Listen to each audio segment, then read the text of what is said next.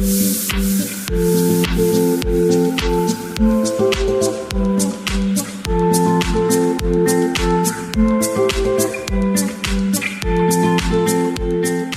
multe ori în casă se întâmplă să adunăm tot felul de lucruri, cum ar fi rame, de la foste fotografii înrămate sau tablouri.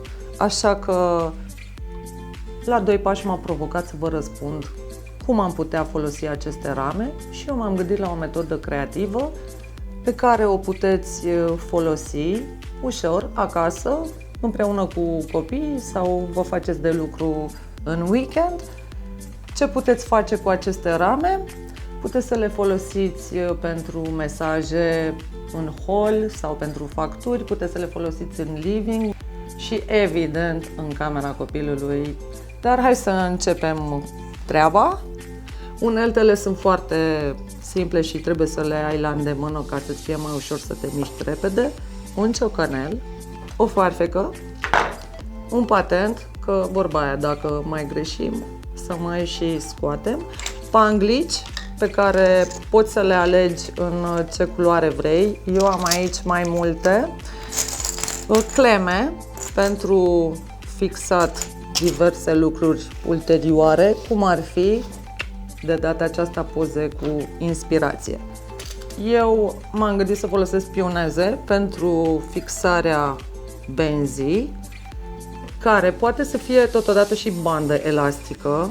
Eu de data aceasta am folosit ce am avut la îndemână, respectiv o panglică subțire.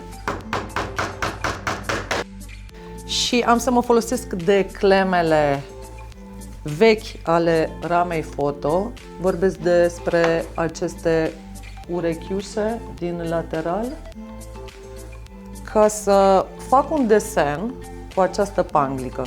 De ce? Pentru că rama va avea aspectul unei instalații artistice. Așa, am tensionat firele și acum ar fi păcat să las doar zigzaguri, pentru că aș putea foarte bine să mă folosesc și de laterale. Deja începe să arate a instalație, pentru că e folosită toată suprafața de la interior a ramei și o să vedeți că o să ne ajute și pentru obiecte, ca să poată fi mai bine expuse. Ca să arate ca o instalație, te poți folosi de un suport de masă, din acela rotund, banal, ca să creezi aici o suprafață și îl prinzi cu cleme. De aceea e bine să ai intersecții, pentru că și așa poate să arate pur și simplu bine. Acum am să pun niște imagini drăguțe. Uite, de exemplu aici am să mă folosesc de această imagine.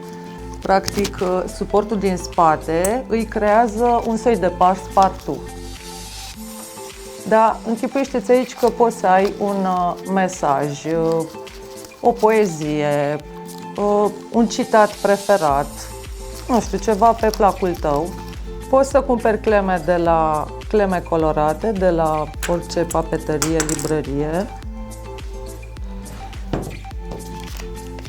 Și restul de imagini, uite, poți să folosești cleștișori.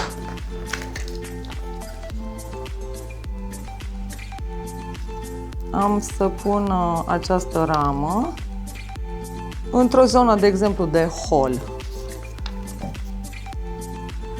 ca să vezi cum arată.